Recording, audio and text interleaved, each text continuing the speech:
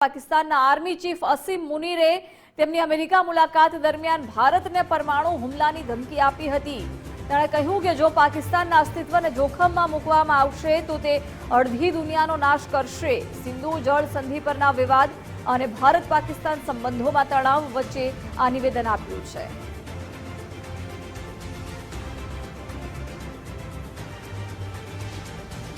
आसिम मुनीर पगला गया। ठीक है साहब, जो मार पड़ी है ऑपरेशन सिंदूर में उसको वो छुपा के नाटक कर रहे हैं। ठीक है, अच्छी तरह छुपा के नाटक कर रहे हैं। एक चीज जो ऑपरेशन सिंदूर के बाद के बारे में बहुत ज्यादा दुनिया नहीं समझ पाई है, वो पता क्या है?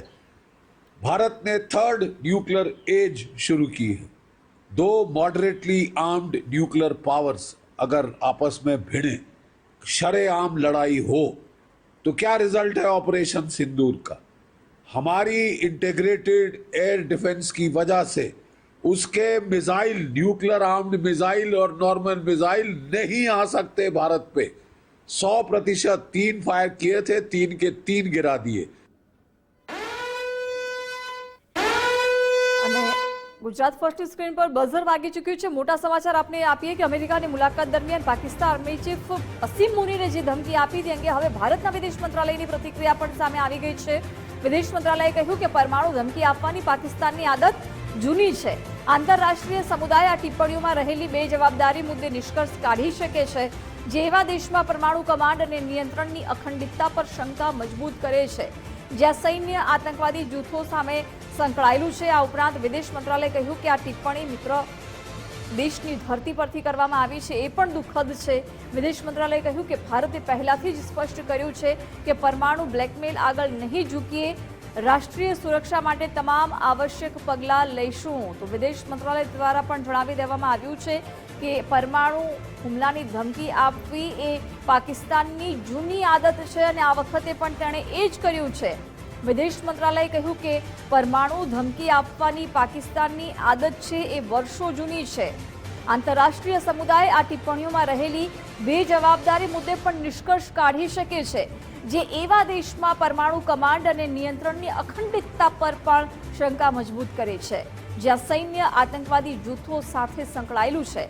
આ ઉપરાંત વિદેશ મંત્રાલયે એમ પણ કહ્યું કે આ ટિપ્પણી મિત્ર દેશની ધરતી પરથી કરવામાં આવી છે, એ પણ દુઃખદ છે।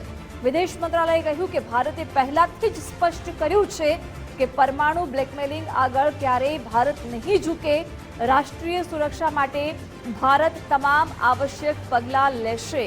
તો વિદેશ મંત્રાલય દ્વારા પણ આ સ્પષ્ટતા કરી દેવામાં આવી છે કે જે પરમાણુ હુમલાની ધમકી પાકિસ્તાન આપે છે એમની વર્ષો જૂની આદત છે। ન્યૂઝરૂમથી મારા સહયોગી વિકાસ જોડાઈ ગયા છે। વિકાસ, ફરી એક વખત અસીમ મુનીરે એની આદત પ્રમાણે પરમાણુ હુમલાની ધમકી આપી છે। વિદેશ મંત્રાલય પણ સ્પષ્ટ કહી દીધું છે કે ભારત તમામ રાષ્ટ્રીય સુરક્ષા માટે આવશ્યક પગલાં લેશે અને આવી ધમકીઓ સામે નહીં ઝૂકે। બિલકુલ, જ્યારે ઓપરેશન સિંદૂર પૂર્ણ થયું ત્યારે પણ પ્રધાનમંત્રી મોદીએ કહ્યું હતું કે અમે આ ન્યુક્લિયર બ્લેકમેલિંગ ક્યારે પણ ચલાવી નહીં લે, પરંતુ જ્યારે આસિમ મુનીર અમેરિકાની ધરતી પરથી આવા નિવેદન આપે છે એને ખૂબ જ ગંભીરતાથી લેવામાં એટલા માટે આવી રહ્યા છે કારણ કે જિજ્ઞાસા આપને યાદ હશે કે જ્યારે 22 એપ્રિલ પહેલગામનો એટેક થયો હતો એના થોડા દિવસો જ પહેલા પાકિસ્તાની ડાયસ્પોરાને સંબોધતી વખતે આસિમ મુનીરે જે ઝેર ઉગડ્યું હતું ત્યારે આસિમ મુનીરે કહ્યું હતું કે અમે 2 નેશનની થિયરી છીએ। એમણે કહ્યું હતું કે અમે હિન્દુઓથી અલગ છીએ અને પછી આ એક ટ્રિગર પોઈન્ટ સાબિત થયો હતો અને પહેલગામ એટેક થયો હતો જેમાં આપણા 26 નિર્દોષોના મોત થઈ ગયા હતા અને પછી આપણે ઓપરેશન સિંદૂર ચલાવ્યું અને આ ઓપરેશન સિંદૂર દરમિયાન જ્યારે ભારત તૈયારી કરી રહ્યું હતું, પાકિસ્તાનને ખબર હતી કે ભારત એટેક કરવાનું છે ને ત્યારે એમના જે અલગ અલગ રક્ષા મંત્રી હોય, વિદેશ મંત્રી હોય, ખ્વાજા આસિફ હોય કે તમામ સૌ કોઈ શરીફ હોય, એ તમામે તમામ પરમાણુ હુમલાની ધમકી આપી રહ્યા હતા। કેટલાક મંત્રીએ તો એમ પણ કહ્યું હતું કે અમે આ જે પરમાણુ મિસાઇલ છે એને 4 રસ્તા પર સજાવવા માટે નથી મૂકી, અમે તેનો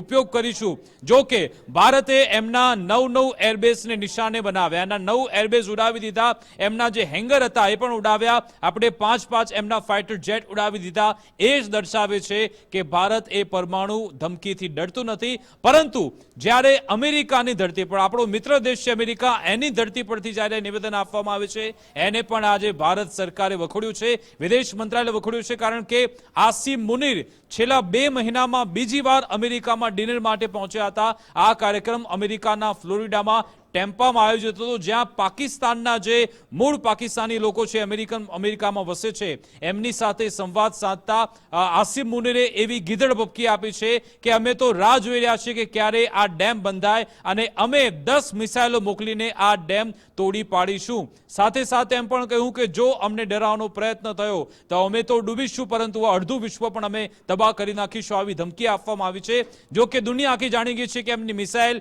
કેવી ચાલે છે.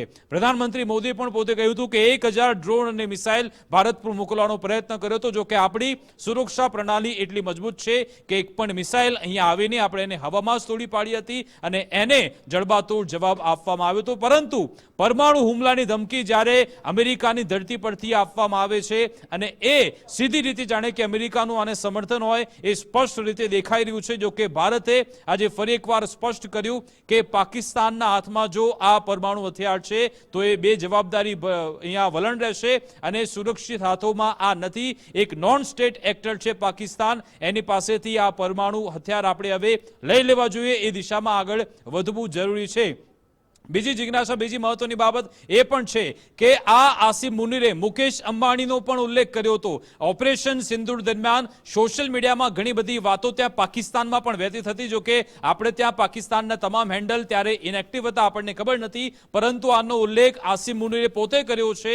જે કુરાનમાં એક શબ્દ આવે છે સુરફિલ, આ સુરફિલ જે કુરાનનું આખું ચેપ્ટર છે કે જેમાં વોર એલિફન્ટ જતા હોય ને એના પર જે પથરા ફેંકવામાં આવે છે, આ શબ્દનો ઉપયોગ આસિમ મુનીરે કર્યો અને કહ્યું કે અમે મુકેશ અંબાણીને પણ ટાર્ગેટ બનાવી શકીએ છીએ. આ રીતના સંકેત જ્યારે આસિમ મુનીર આપે છે, એનો મતલબ એમ કે ભારતના જે મિલેનિયર બિલિયનિયર છે, જે કોર્પોરેટ ક્ષેત્ર, જે આર્થિક પ્રતિક કહેવાય છે ભારતનું, એના પર પણ આ લોકો ટાર્ગેટ કરી રહ્યા છે. એ રીતના બે સંકેત આપ્યા છે, એટલે કે ન્યુક્લિયર ધમકી અને મુકેશ અંબાણીને ટાર્ગેટ કરવાનો પ્રયત્ન, એવી વાત પણ આસિમ મુનીરે કરી છે. પરંતુ ભારતે એ તમામ જે એમની ધમકીઓ છે, ગીદડ ધમકી, એને આપણે નકારી કાઢી છે અને કહ્યું કે તમે ગમે તે કહો, અમે ડરવાના નથી અને અમે ક્યારે એને સાંખી પણ નહીં લઈએ. પ્રધાનમંત્રી પોતે કહી ચૂક્યા છે કે આ ન્યુક્લિયર બ્લેકમેલિંગ અમે ક્યારે પણ નહીં ચલાવી લઈએ. એટલા માટે મહત્વનું છે કારણ કે એમના જે અલગ અલગ બેઝ છે, સરગોદા હોય કે પછી નૂર ખાન એરબેઝ હોય, રહીમ ખાન એરબેઝ હોય, એ તમામ જગ્યાએ આપણે પહોંચી ગયા હતા. 300 કિલોમીટર અંદર સુધી આપણે પહોંચ્યા અને દાવા કેટલાક એવા પણ થયા હતા કે એમની કેટલીક ન્યુક્લિયર સાઇટ્સ તબાહ થઈ છે. એ જ દર્શાવે છે કે આપણે પાકિસ્તાન અંદર ક્યાં સુધી પહોંચ્યું. આ એક પ્રકારનું નેરેટિવ અત્યારે આસિમ મુનીર ચોક્કસથી ચલાવી રહ્યા છે. પરંતુ જ્યારે પહેલગામ પહેલા આ રીતની એમણે એક નેરેટિવ સેટ કર્યું હતું અને હવે જ્યારે ફરી એકવાર આ રીતના નિવેદન આપવામાં આવી રહ્યા છે, ભારત સરકાર પણ તેને ટ્રેક કરી રહી છે અને તેને પણ ગંભીરતાથી લેવામાં આવી રહ્યું છે. જી બિલકુલ વિકાસ, આભાર જાણકારી માટે.